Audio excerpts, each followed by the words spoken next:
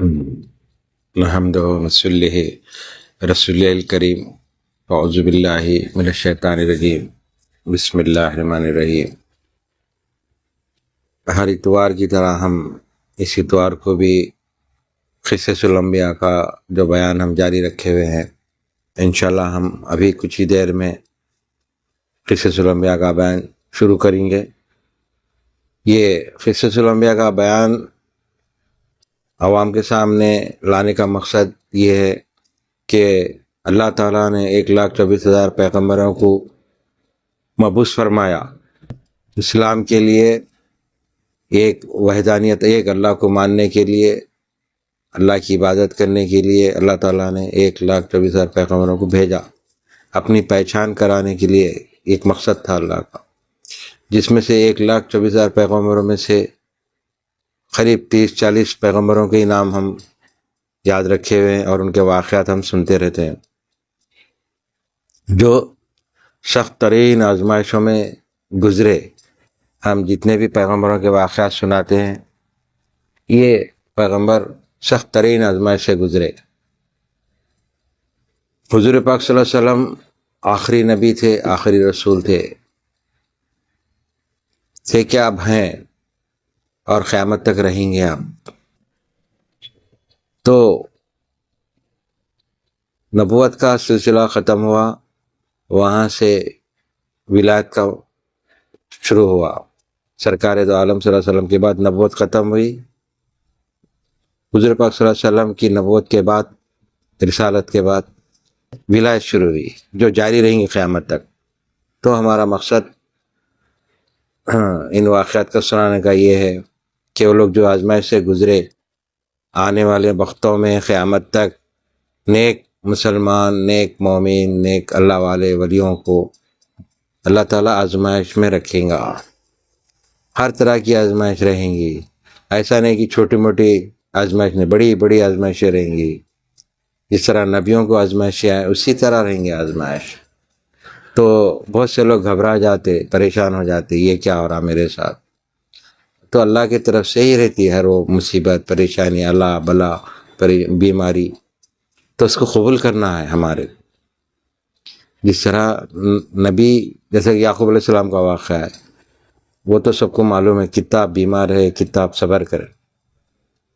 یوسف علیہ السلام کا بھی واقعہ معلوم ہے، آپ کتنا تکلیف سہے، بچپن سے لے کے جوانی تک، بادشاہت تک قید و بند میں رہے۔ اس طرح کئی واقعات ہم آگے سنا چکے ہیں۔ تو اس طرح ہم کو ان واقعات سے سبق لینا ہے، یہ مقصد ہے ہمارا، کہ ان نبیوں کے، پیغمبروں کے واقعات سن کے ہم خود سے سبق لینا ہے۔ یہ نہیں کہ خالی سنے اور بھول گئے، ایسا نہیں ہونا چاہیے۔ ہم کو اس سے سبق لینا چاہیے اور صبر کرنا چاہیے ہمارے۔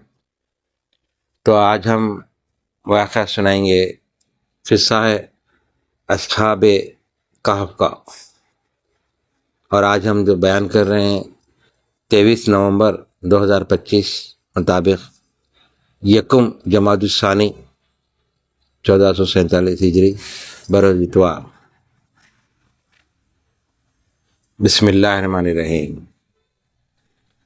روایت کی گئی ہے کہ روم کے ملک میں ایک بادشاہ تھا، نام اس کا دقیانوس۔ خدا نے اس کو بڑی سلطنت دی تھی اور لشکر بے شمار۔ ایک دن کسی نے اس کو خبر دی کہ فلانا بادشاہ تیرے ساتھ لڑنے کو مستعد ہے، فوج کثیر لے کر آیا ہے۔ پس دقیانوس یہ سن کر اپنے لشکریوں کو لے کر واس سے دفع دشمن کے مستعد بجنگ ہوا۔ آخر جو بادشاہ لڑنے کو آیا تھا دقیانوس کے ہاتھوں مارا گیا اور بیٹے سب گرفتار ہوئے۔ بعض کہتے ہیں کہ 6 بیٹے تھے اور بعض کہتے ہیں 5 تھے۔ سب کو اپنی خدمت میں رکھا۔ ان میں سے ایک کو عہدہ جا ضرور کا دیا تھا۔ جب دقیانوس جا ضرور میں جاتا، اس سے آب و دست کروا لیتا۔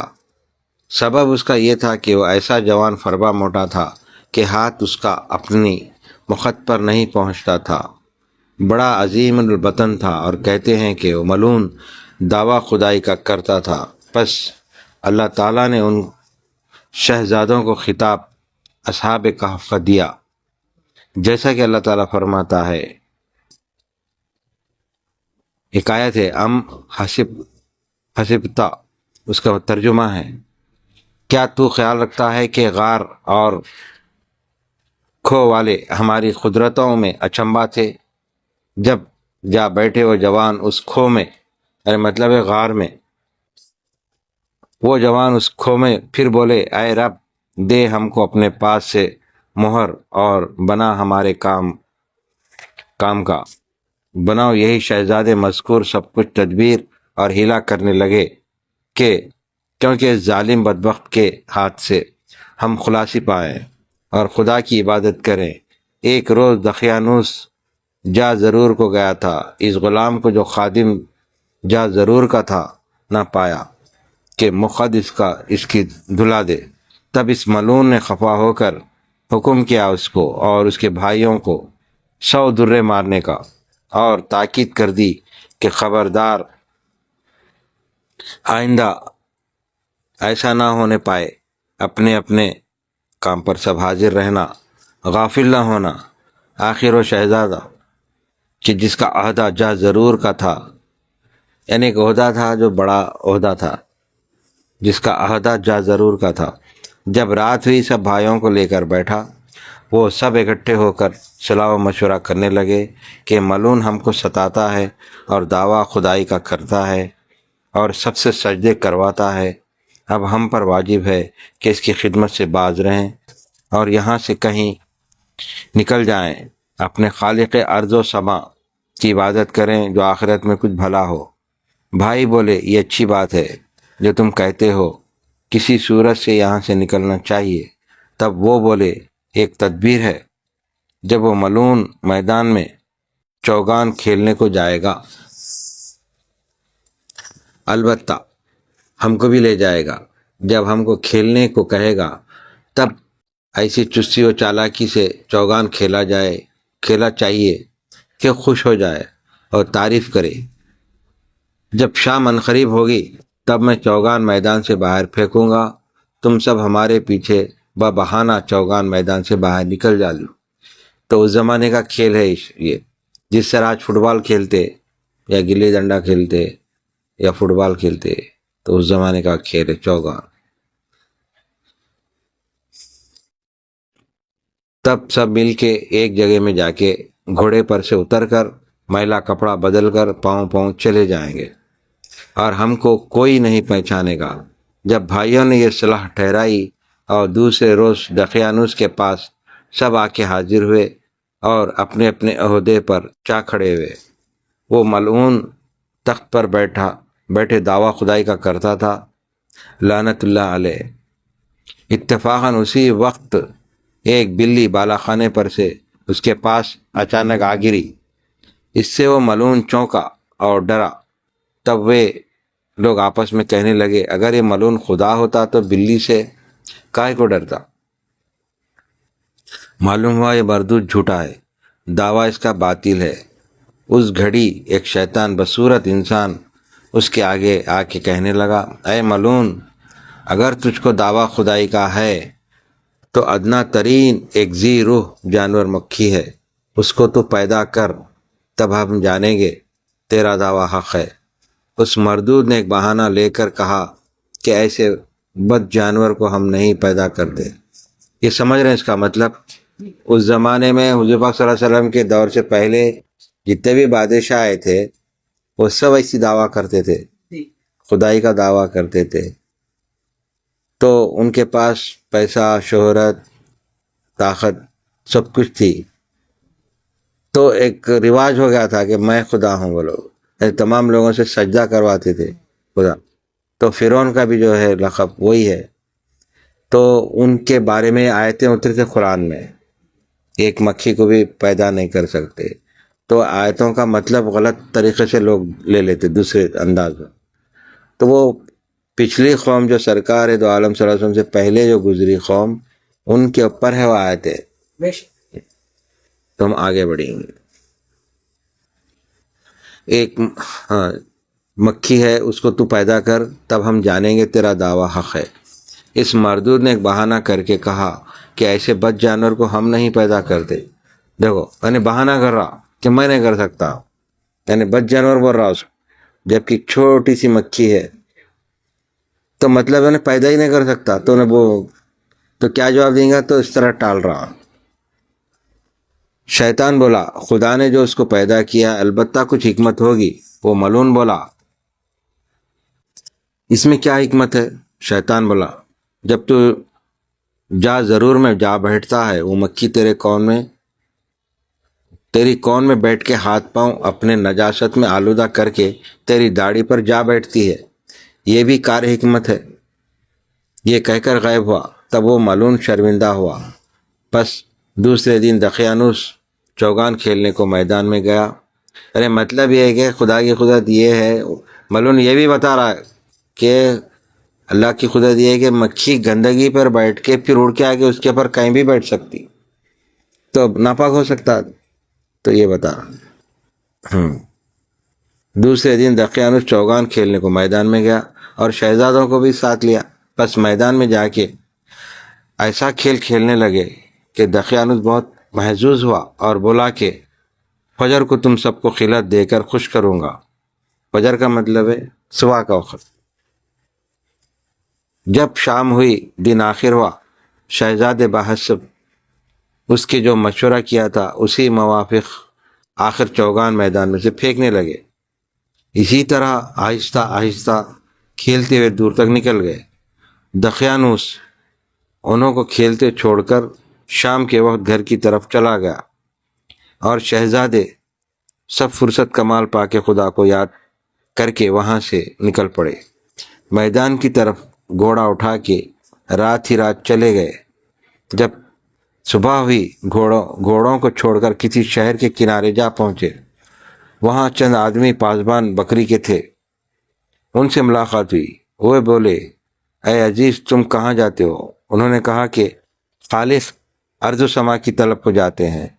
انہوں نے کہا وہ کیسا خدا ہے جسے چاہتے ہو؟ وہ بولے آسمان اور زمین اور ہمارے تمہارے بیچ میں وہ سب کا پروردگار ہے اور ملک عدم سے ملک وجود میں لانے والا وہی، یعنی آسمانوں سے لے کے زمین تک پیدا کرنے والا وہی ہے.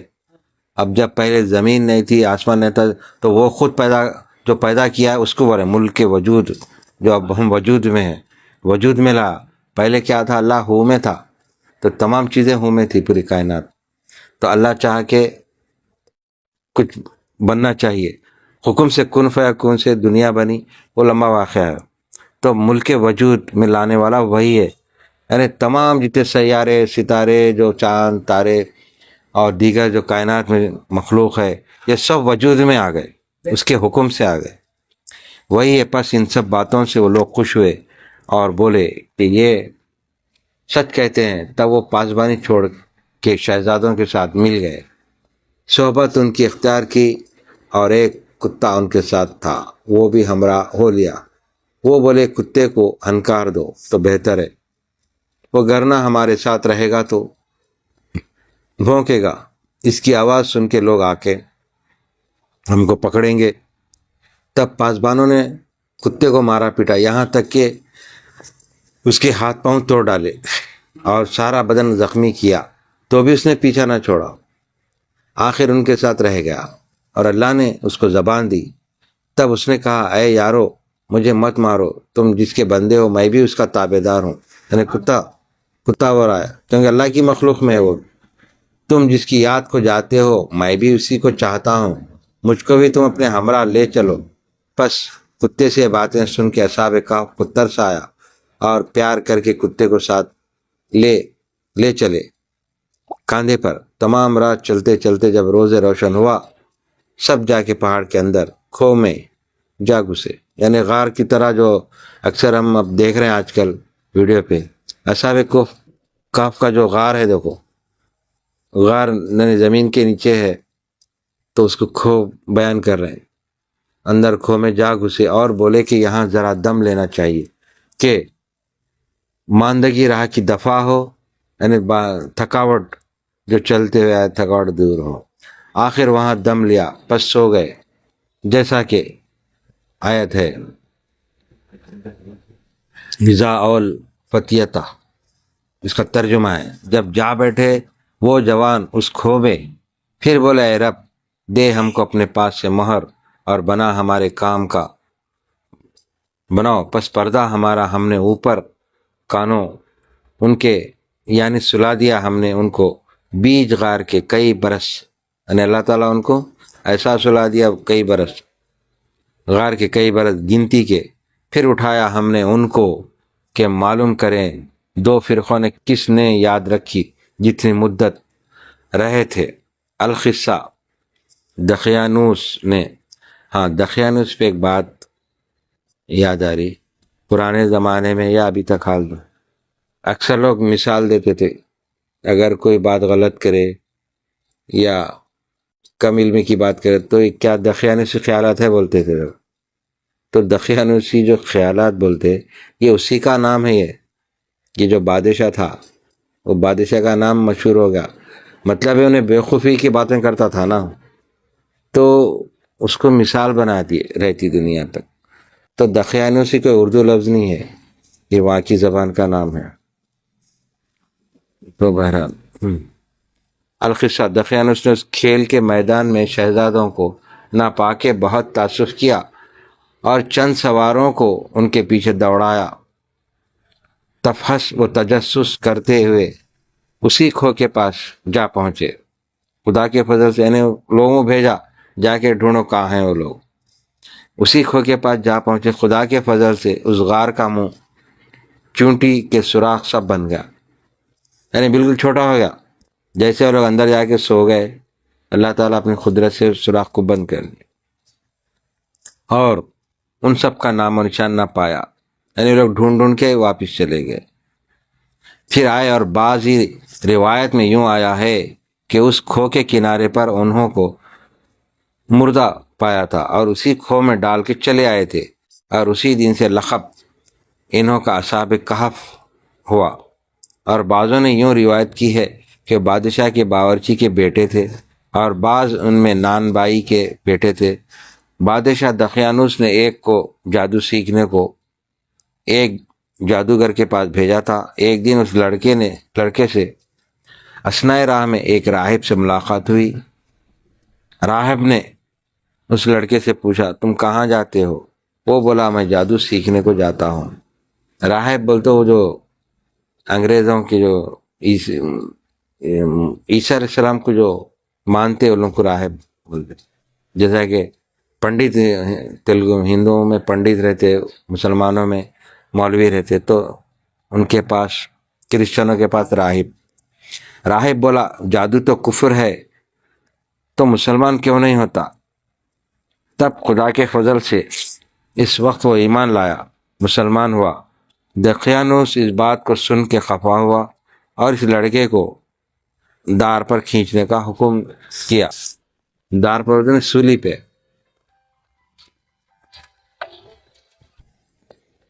دقیانوس اس بات کو سن کے خفا ہوا اور اس لڑکے کو دار پر کھینچنے کا حکم کیا، مطلب یہ ہے کہ اس کو سولی پہ چڑھانے کا حکم کیا۔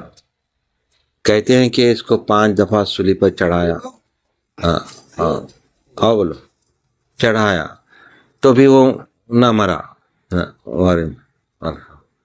بیٹھ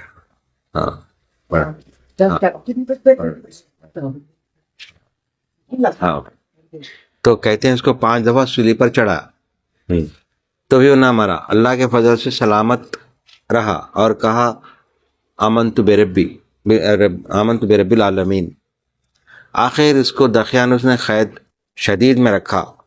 اس کے ہم جنس اور 5-6 لڑکے دقیانوس کے ملازم تھے، انہوں نے باہم صلاح و مشورہ کر کے کسی ہیلا سے قید سے اس کو چھڑا لیا۔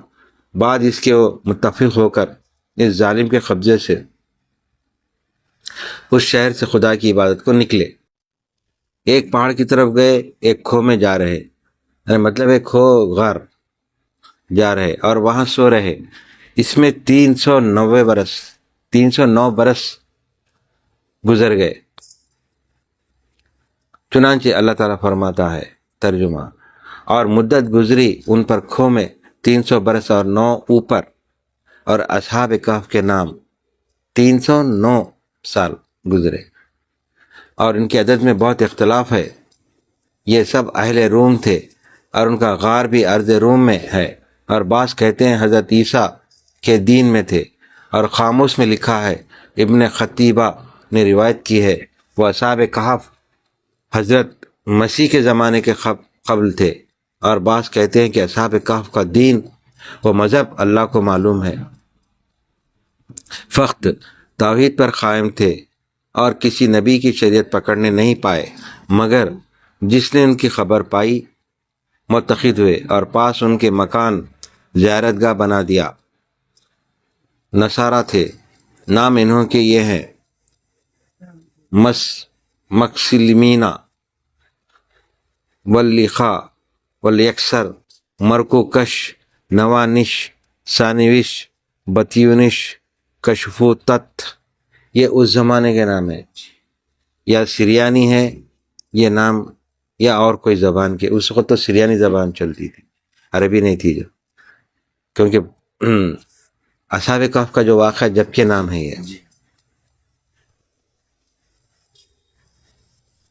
اس کے بعد میں اریتنس کیت سلطتیوس، اور بعضوں نے کہا کہ مکمسلینا، یملیخا، مرلونس، بیونس، صابونس، کفتوتوس، ذوالنواس، اور بعضوں نے کہا کہ مکسلیمینا، علیخا، مرتونس، بوانس، سارنیوش، بطنیوش، کشفوتت، اور بعض کے نزدیک یہ نام ہے۔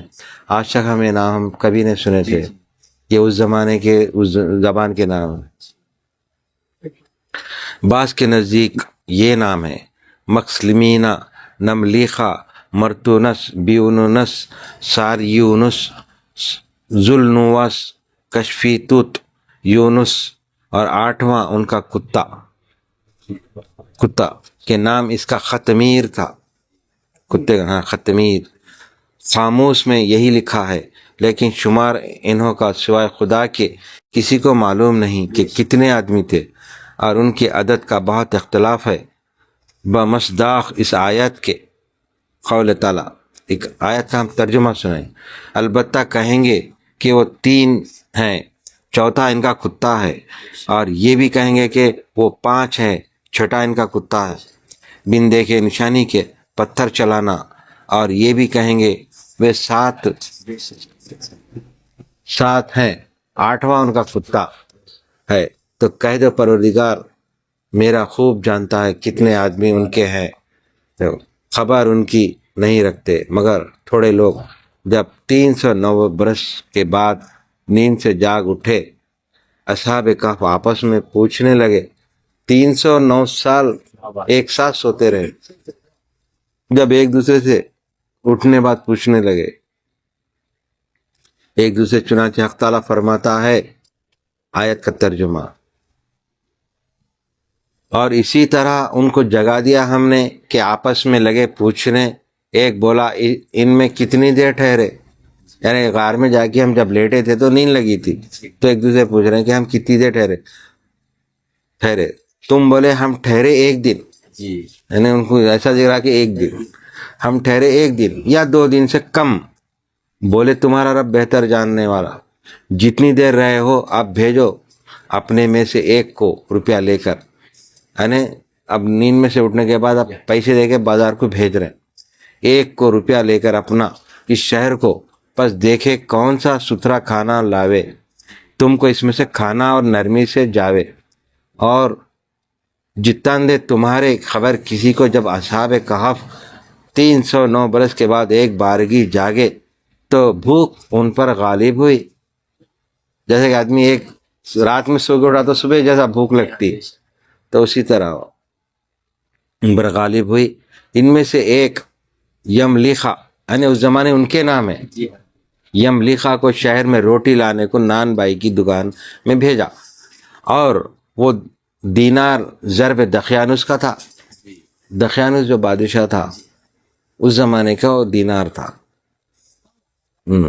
دینار دقیانوس کا تھا. روٹی والے کو دیا. روٹی والے نے دیکھ کے پوچھا اے یارو تم نے گڑا مال کہیں پایا ہے؟ کیونکہ دینار پر نام دقیانوس بادشاہ کا دیکھتا ہوں. 300 سال پہلے کا سکہ ہے وہ. جس طرح ہم اس زمانے کا سکہ اب ہم دیکھ رہے ہیں. اب ہو سکتا 500 سال بعد سکہ بدل جاتا.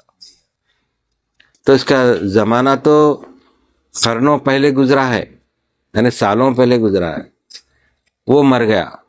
اب مجھے بھی اس کا حصہ دو، نہیں تو بادشاہ کے حضور میں تمہیں لے جاؤں گا.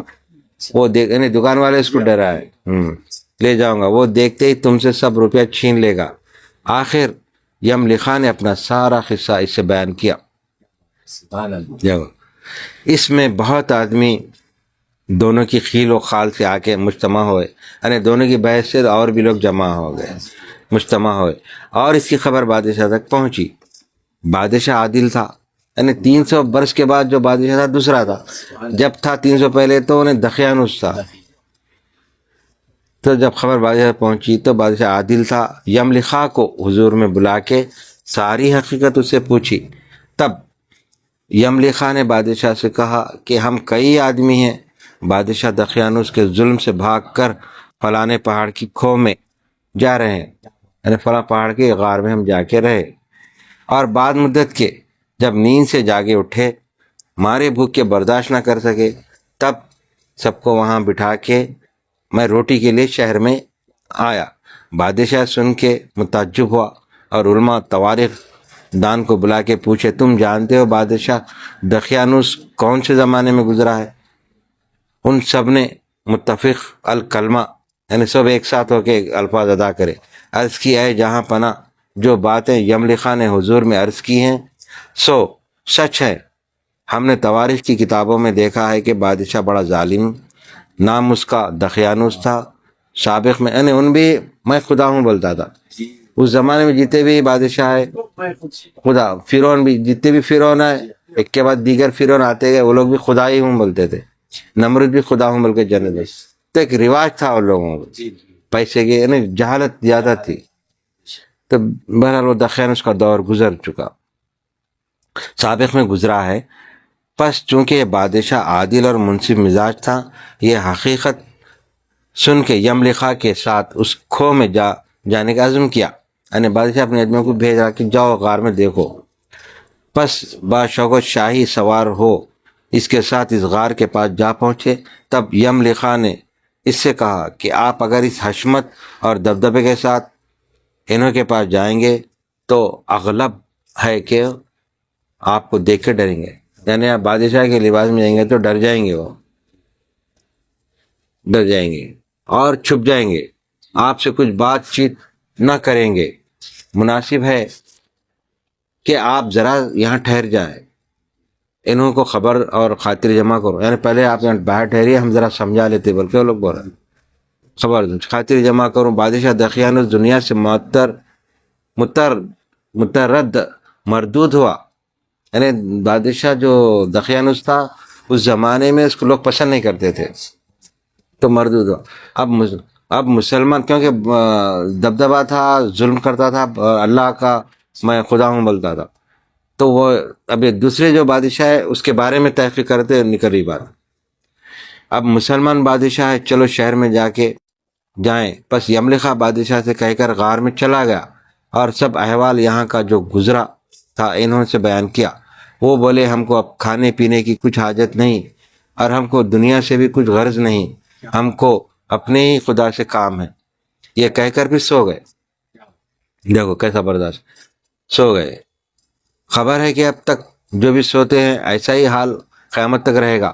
کہتے ہیں یعنی خبر میں بھی جس طرح جا کے سوئیں گے وہی حال میں رہیں گے کہ ایسا دکھیں گا کہ ہم ابھی سوئے اور ابھی اٹھ رہے ہیں، یعنی ایک رات سے دوسرے دن اٹھ رہے ہیں، ایسا محسوس ہوگا. اندر جانا چاہا، کسی جانب کو راہ اس کی نہ ملی، نا امید وہاں سے پھر آیا اور اس پہاڑ کے کنارے بستی میں آ کے ایک عبادت گاہ بنا کر وہاں سب رہ گئے. اور خبر ہے کہ اصحاب کہف کے لیے حق تعالیٰ نے فرشتے مقرر کیے ہیں تاکہ انہوں کو پہلو با پہلو سلا دیں، یعنی جیسے کروٹیں بدلتے رہتے رات بھر اس طرح، اور کروٹ کرانے اور بہشت کے پنکھے سے ہوا کریں، یعنی کیا انتظام ہو رہا ہے، ہوا کریں، اور گرمی اور سردی وہاں انہوں پر نہیں لگتی، یعنی اللہ تعالیٰ ایسا کر دیتا اپنی قدرت سے کہ سردیوں میں بالکل کم سردی، گرمیوں میں بالکل کم گرمی، پہلے وہ گرمی سردی وہاں انہوں پر نہیں لگتی، چنانچہ اللہ تعالیٰ فرماتا ہے ترجمہ، اور تو دیکھے دھوپ جب نکلتی ہے بچ کے جاتی ہے، یعنی جیسا ہی وہ غار کا حصہ ایسا تھا کہ جیسا کہ سورج ادھر سے نکل رہا، وہ لوگ یہاں پر سو رہے تو کراس ہو کے سورج ایسا نکل کے کراس ہو سو رہے ادھر، پھر بھی دھوپ بھی لگ رہی بھی اور نہیں بھی لگ رہی، یعنی جسم کو دھوپ سائنسی لحاظ سے اور طبی لحاظ سے ضروری ہے دھوپ لگنا، دھوپ لگے تو جسم تازہ رہتا زندہ رہتا، تو دھوپ ایسی ہلکی سی دھوپ لگ رہی تھی۔ آگے بیان، جب دھوپ نکلتی تھی تو بچ کے جاتی تھی، یعنی کراس ہو کے چلے جاتی کھو سے دہنے کو، اور جب ڈوبتی تھی تو کترا جاتی تھی، جب غروب ہوتی تھی تو پھر ایسا پلٹ جاتی تھی، کراس ہو جاتی تھی، جیسا کہ عصر کا ٹائم ہے دھوپ کراس ہو جاتی، تو ان سے بائیں کو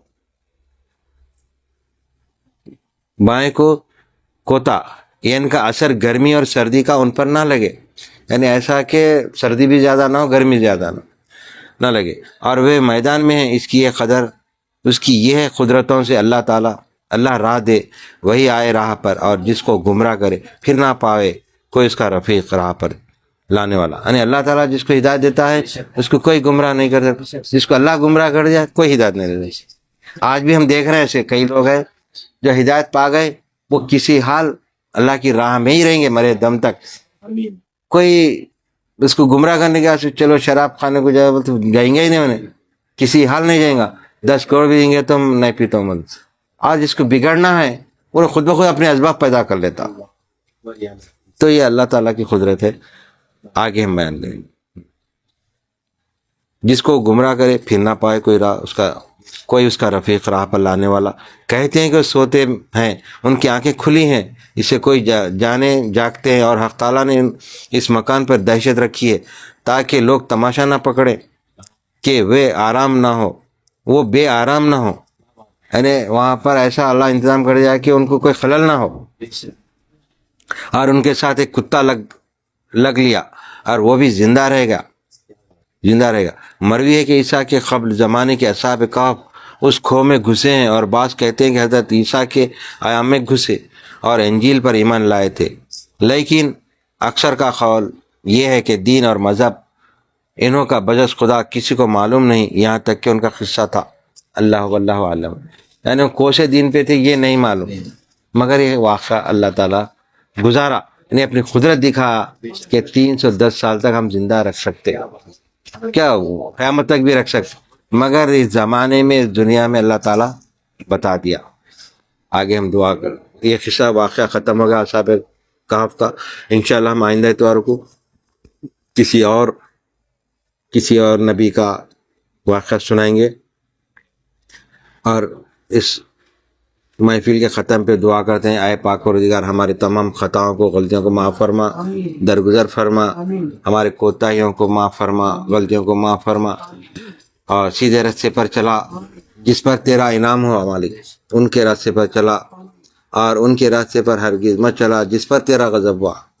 ہم تمام کو جتنے حاضرین یہاں جمع ہیں مالک، دوست احباب رشتہ دار مریدین متقدین جتنے حاضر ہیں، ان کے بھی تمام جتنے حاجتیں ہیں مالک وہ پورے کر، جو دلوں میں ان کے لیے جو حاجتیں چھپی ہوئی مالک اس کو تو بہتر جاننے والا ہے مالک، تو وہ بھی ان کے پورے کر، اور ہم تمام کے جتنے بھی یہاں حاضرین ہیں ان کے گھروں میں اگر کوئی بیمار ہیں تو ان کو شفا کلی عطا فرما، صحت یابی عطا فرما، درازی عمر عطا فرما، اور جو بچوں کی شادیوں کے لیے پریشان ہیں میرے مالک ان کے بچوں کے لیے بہترین رشتوں کا انتظام کر دے، اور جو اولاد کے لیے تڑپ رہے مالک ان کو نیک صالح اولاد عطا فرما، اور جتنے لوگ دعاؤں کے لیے بولے مالک ان کے بھی ہر وہ حاجت کو پورا کر میرے مالک، ہر وہ ہماری تمام جتنے ہم لوگ یہاں حاجتیں لے کے بیٹھے مالک، اور اس محفل کو مالک قبول اور مقبول فرما، ہماری حاجاتوں کو قبول اور مقبول فرما، حضور پاک صلی اللہ علیہ وسلم کے صدقے طفیل، حضرت علی کرم اللہ تعالیٰ کے صدقے طفیل، اماں جان سیدہ فاطمہ زہرا اماں جان کے صدقے طفیل،